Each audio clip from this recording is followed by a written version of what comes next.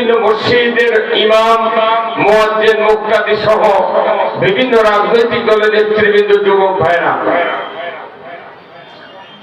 Primary, মাদ্রাসা, high school, college, বিশ্ববিদ্যালয়ের শিক্ষক মহোদয়গণ, ছাত্র ভাইরা, পর্দার অন্তরালে হাজারো মা বোনেরা,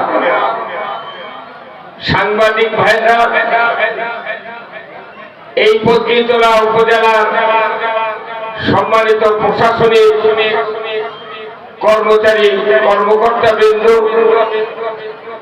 ইন্তেজামিয়া কমিটি বর্গ সহ সর্বস্তরের ইমানদার মুসলমান ভাইরা, সবার প্রতি আমার আরেকবার সালাম। আসসালামু আলাইকুম ওয়া রাহমাতুল্লাহি ওয়া বারাকাতুহু। কেমন আছেন আপনারা? আছি ভাই, আলহামদুলিল্লাহ। ভাই মাইক আলা কোথায় গেল? আমি যখন শুরু করলাম তখন তো ভালোই আছিল, একটু কমায় একটু ভলিউম দাও তো।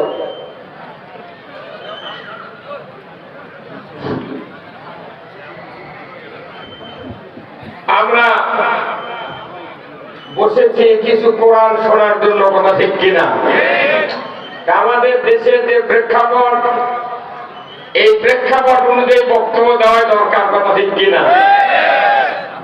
আমরা বহু বক্তৃতা শুনেছি বিগত জীবনে। এই ভারতবর্ষের মাটিতে 190 বছর ব্রিটিশ শাসন করেছে, 24 বছর পাকিস্তান শাসন করেছে, 54 বছর বাংলাদেশ হওয়ার পর শাসন কার্য চলছেই, কথা ঠিক কিনা? চলছেই। বাংলাদেশে 17 জন প্রধানমন্ত্রী, একজন তত্ত্বাবধায়ক সরকার, আর একজন অন্তর্বর্তীকালীন সরকার। এরপরে 24 বছর পাকিস্তান শোষণ করলো, তাও বাংলাদেশের খাওয়া এখনো শেষ হয়নি, কি তাই না? আমরা যে কোরআন থেকে মাহফিল করি, বক্তৃতা দিই, বক্তৃতার ভেতরে আল্লাহ, রসুল, আখিরাত, দুনিয়া, সমাজ, নামাজ, অনাচার, অবিচার, দুঃশাসন, সঠিক শাসন, এইগুলি নিয়ে যদি বক্তব্য দেওয়া না হয়, জাতির কিয়ামত পর্যন্ত কল্যাণ হবে না। আমরা গত 16-17 বছর আমরা বক্তব্য দিয়েছি। বক্তব্য অ্যারেঞ্জমেন্ট করার আগে অনুমতির চিন্তা করা লাগত। যারা দুর্বল পার্টি তারা অনুমতি পায়নি, তারা বলে যে আমরা ডিসির কাছে যেতেও পারবো না, সভাও করবো না, কথা ঠিক কিনা? কিন্তু এইবার কি এমন হচ্ছে? অনুমতি নেওয়া লাগে না। তাহলে সরকার যদি এই কাজের বাধা না দেয়, মানুষ উন্মুক্ত ভাবে ভালো কাজ করতে পারবে। এই একটা তার উন্মোচন হয়েছে ছাত্র জনতার জীবনের বিনিময়ে, রক্তের বিনিময়ে, কথা ঠিক কিনা? আল্লাহ যেন তাদেরকে জান্নাতের মেহমান বানায় নেন, বলেন আমিন।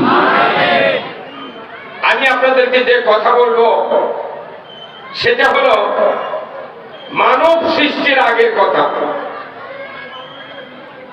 আল্লাহ তাআলা ফেরেশতাদেরকে ডাক দিয়া বললেন, ওয়াইদি ক্বালা রাব্বুকা লিল মালাইকাতি ইন্নী জাইলুন ফিল আরদি খলিফা। কার কথা? ফেরেশতা তখন ছিল, জিন ছিল, কিন্তু আমরা খলিফার কেউই ছিলাম না। আদম আলাইহিস সালামও তখনও নাই।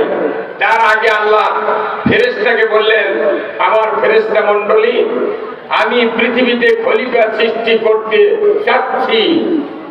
চাচ্ছি মানে কি? আল্লাহ সৃষ্টি করবেনই। ফেরেশতা তখন কি বলেছিল? যে তারা ইউফসিদু ফিহা, তারা ফাসাদ করবে, দাঙ্গা করবে, রক্তপাত ঘটাবে, নবীদেরকে হত্যা করবে, ঈমান আনবে না, অন্যায় অবিচার, মারামারি, সুদ ঘুষ, যত রকমের দুর্নীতি আছে এরা সব করবে। আল্লাহ এদেরকে সৃষ্টি করা চলবে না। আল্লাহ ওই কথা বলার পর ফেরেশতারা যে এই কথা বলবে এটা আল্লাহ আগেই জানতেন। সেই জন্য আল্লাহ বলছেন যে আমি পৃথিবীতে খলিফা সৃষ্টি করব, আর এই খলিফাকে যুগে যুগে আমি কিতাব দিয়া সহিফা দিয়া আমি তাদেরকে খেলাফত দিয়ে দেবো। বলো ঠিক কিনা? ফেরেশতারা বলল তারা দাঙ্গা হাঙ্গামা করবে। আল্লাহর সিদ্ধান্ত যে খলিফা সৃষ্টি করব তারা পৃথিবীতে গিয়া আমার খেলাফত কায়েম করলেন। সুবহানাল্লাহ। কার খেলাফত? আল্লাহ। আল্লাহ তাআলা আদম আলাইহিস সালামকে পৃথিবীতে পাঠালেন। অনেক বড় ঘটনা, আমি সেদিকে যাব না। 1 লক্ষ মতান্তরে কয় লক্ষ?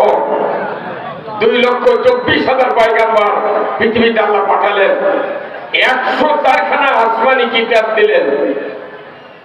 তার ভেতরে 4টা প্রধান কিতাব, তারই ভেতরে আবার প্রধান হল আল কোরআন। আমাদের নবী তেনাকে নবুয়ত দিলেন হযরত ঈসা আলাইহিস সালামের আসমানে উঠে নেওয়ার পর 570 বছর পর পৃথিবীতে নবী আসলো, আমাদের নবী। এই পৃথিবীর পরিবেশটা ছিল, ওই জগতের নাম ছিল আইয়ামে জাহিলিয়া, অন্ধকার যুগ, মূর্খের যুগ। বলুন তো, এই মূর্খের যুগে আল্লাহ রাসূল পৃথিবীতে আসলেন। সর্বপ্রথম যে আয়াত নাযিল করে রাসূলকে দিলেন কারি হিরায় 5টা আয়াত, তার 1 নম্বর আয়াত কি?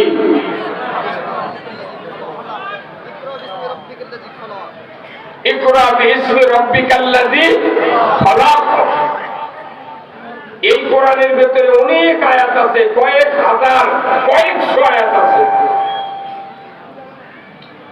এর ভিতরে নামাজ, রোজা, হজ, জিকির, আজকার, কুরবানি, ফরজ, ওয়াজিব,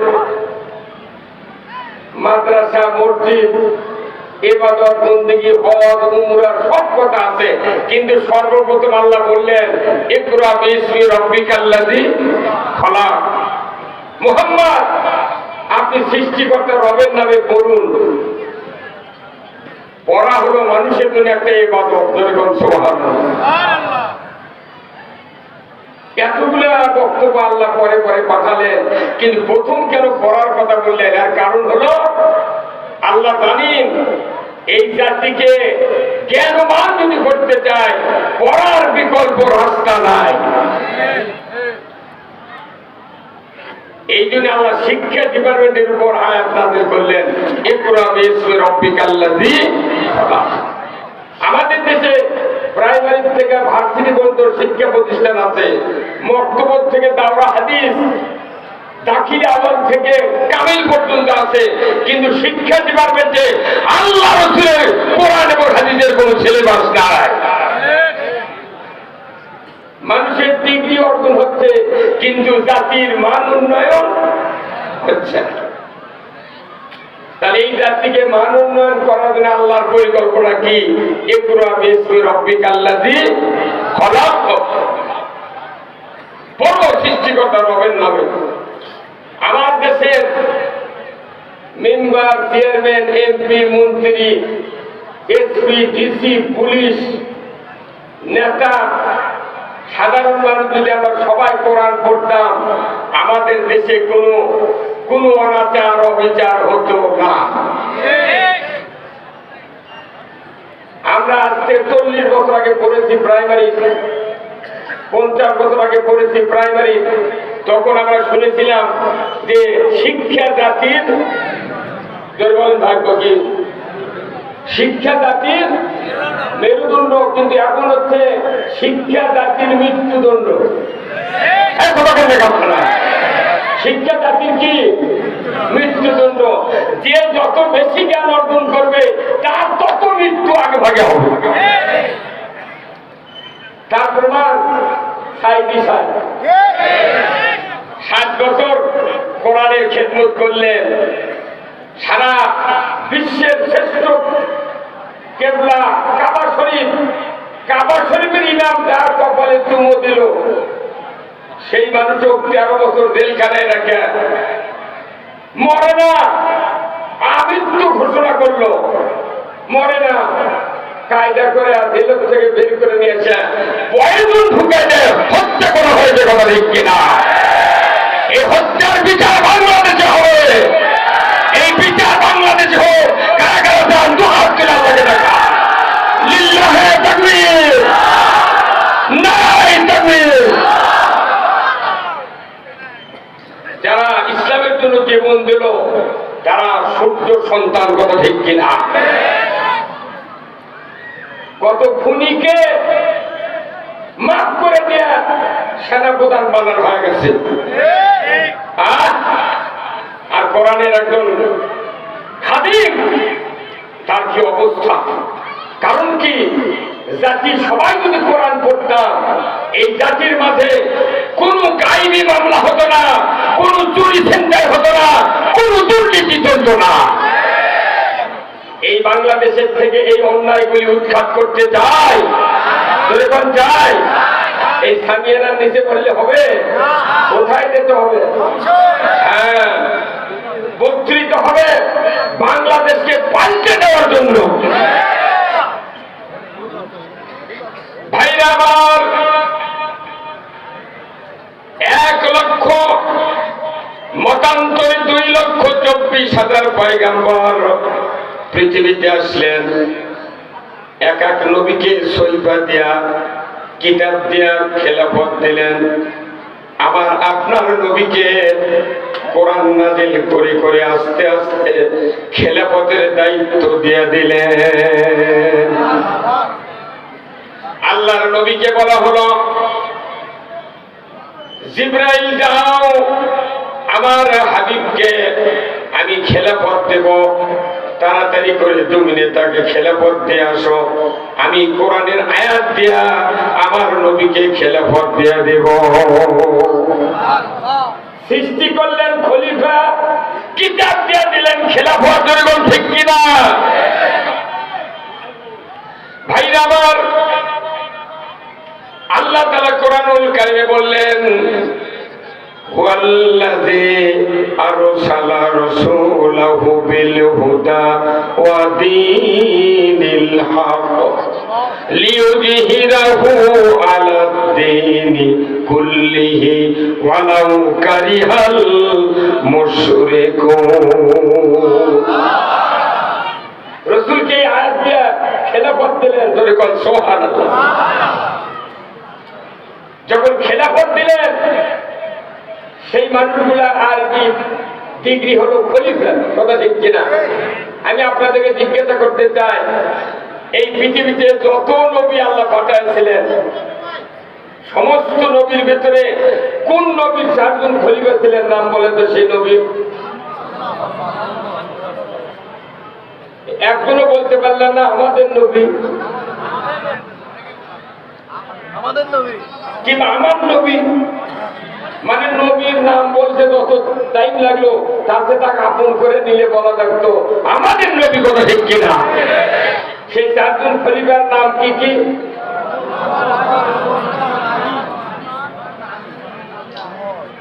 হযরত আবু বকর, হযরত উমর, হযরত উসমান, হযরত আলী রাদিয়াল্লাহু তাআলা আনহুমা আজমাইন। কয়জন? আচ্ছা, এনারা কি পীরের খলিফা? এই কথা কোন জায়গা? এনারা কি পীরের খলিফা? তে খলিফা কেন দাঁড়ালেন আপনি? কোনদিন একটা মানুষ এখানে হাত তুলে বলেন তো, হুজুর আপনার পাশে 10 বছর হলে মসজিদে নামাজ পড়তেছি, তাহলে এই যে 4 যে খলিফা, এই খলিফা এদেরকে বলা লাগবে কি কারণে? আপনারা কোন তো একটা লোক বলেছেন কোনদিন ইমামকে হাত তুলে দেখান তো,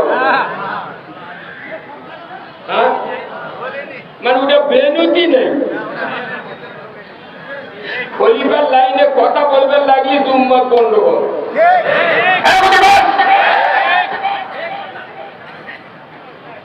খলিফা খলিফা হলেন তাই যারা রাজ্য শাসন করে, কোনো ঠিক কিনা? আল্লাহ রসুল কয় বছর কোরআন দিয়ে দেশ চালাতেন? কয় বছর? কার কার বিশ্বাস হয় না যে নবী কোরআন দিয়ে দেশ চালাতে? কার কার বিশ্বাস হয় না তারা তারা হাত তোলেন তো। আছে ভাই? কেউ নেই? তাহলে রসুল কোরআন দিয়া দেশ চালাচ্ছেন, উনি কোরআন দিয়া দেশ চালাচ্ছেন, আবার উনি মসজিদে নববীর ইমামতি করেছেন। আল্লাহু আকবার। শুধু কি তাই? উনি যে মসজিদে ইমামতি করছেন, সেই মসজিদে কিয়ামত পর্যন্ত 1 রাকাত নামাজ পড়লে 50,000 রাকাতের সওয়াব। আবার ওনার হুজরাখানার থেকে এই রাষ্ট্রপতি, এই প্রেসিডেন্ট, এই আমির, এই শাসনকর্তা যখন মিম্বরে গেছেন খুতবা দেওয়ার জন্য, রসুল 32টি জায়গা যে রিয়াজুল জান্নাহ আছে রসুলের রওজা থেকে মিম্বার পর্যন্ত, এই রাষ্ট্রপতি, এই রসুল সরকার হেঁটে গিয়ে খুতবা দেওয়ার বরকতে এই 32টি রাস্তা রিয়াজুল জান্নাহে পরিণত হয়েছে। সরকার ইমামতে মসজিদে, আর আমার দেশের মসজিদে কিছু কিছু মসজিদে লেখা আছে এই মসজিদে দুনিয়াবি কথা বলা নিষেধ। কতখানি আল্লাহ রসুল বিরোধী কথা এটা। কোরআন দিয়ে রসুল্লাহ 10 বছর শাসন করলেন, ওনাকে নবী করলেন আল্লাহ, ওনাকে খলিফা বানালেন, কিতাব দিয়া খেলাফত দিলেন, উনি রাষ্ট্র শাসন করেছেন 10টি বছর ধরে। বল ঠিক কিনা? তো ওনার ওফাতের পর 4 জন খলিফা হলেন। প্রথম নাম্বার হযরত আবু বকর, হযরত উমর ফারুক, হযরত ওসমান, হযরত আলী রাদিয়াল্লাহু আনহু আজমাইন। এই 4 জন খলিফা এমনি এমনি হয়নি, ওনারাও দেশ শাসন করেছেন। আমরা যে নবীর উম্মত, সেই নবী যদি কোরআন দিয়ে দেশ চালায়, সেই নবীর সাহাবারা যদি কোরআন দিয়ে দেশ চালায়, আমাদেরকে কে বুদ্ধি দিল কোরআন বাদ দিয়া বাপ দাদার আইন দিয়ে রাষ্ট্র চালালে? কে বুদ্ধি দিল? কে দিল বলে? যখনই কোরআন ছেড়ে দিয়েছি তখনই দেশে অশান্তি কায়েম হয়ে গিয়েছে। এখানে ভাই যারা হজ করেছেন, সৌদিতে যান না? সৌদিতে 30% কোরআনের আইন আছে। যত হাজি আপনারা হজ করবার গেছেন, কোন কি হাত কাটা লোক দেখেছেন? আর ভাই আপনি কি দেখেছেন হজ করবেন আপনি যে সৌদিতে কি হাত কাটার কোন লোক দেখা ছিল? কোন হাত কাটা লোক সৌদি দেখা যায় না। কারণ কি? আইন করেছে হাত কাটবো, তখনই চুরি বন্ধ হয়ে গেছে। আল্লাহু আকবার। যখন জানাকার ধরা পড়বে, বিবাহিত পুরুষ, বিবাহিত নারী যখনই ধরা পড়বে, সাক্ষী প্রমাণে পুরুষের কোমর, মহিলার সিনা পর্যন্ত মাটির ভেতরে গেড়ে দিয়া, আদলা পিকে টিপ দিয়া, আল্লাহর আইনে সরকার যদি তাকে হাড্ডি গুটি মাটির সাথে মিশিয়ে দেয়, ডিসেল লাইনে দেখা জেনা করা তো দূরের কথা, মিস কল খুঁজে পাওয়া যাবে না।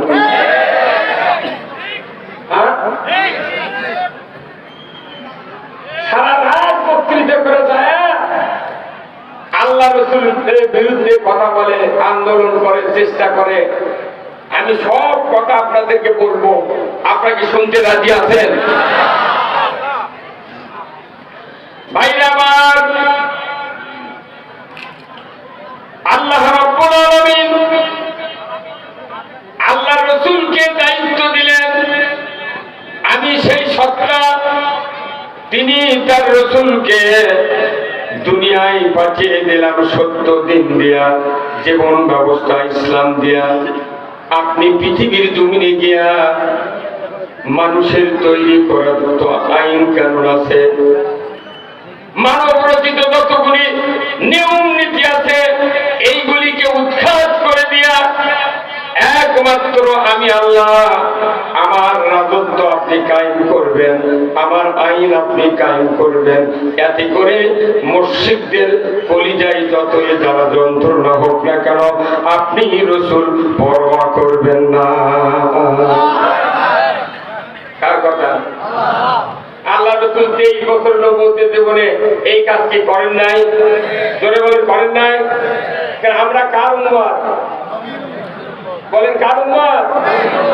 আচ্ছা, নবীর সুন্নাত মানা ব্যাপার উনি এই দেখেন যতগুলো মানুষ আছে সবার মাথার টুপি, আলহামদুলিল্লাহ।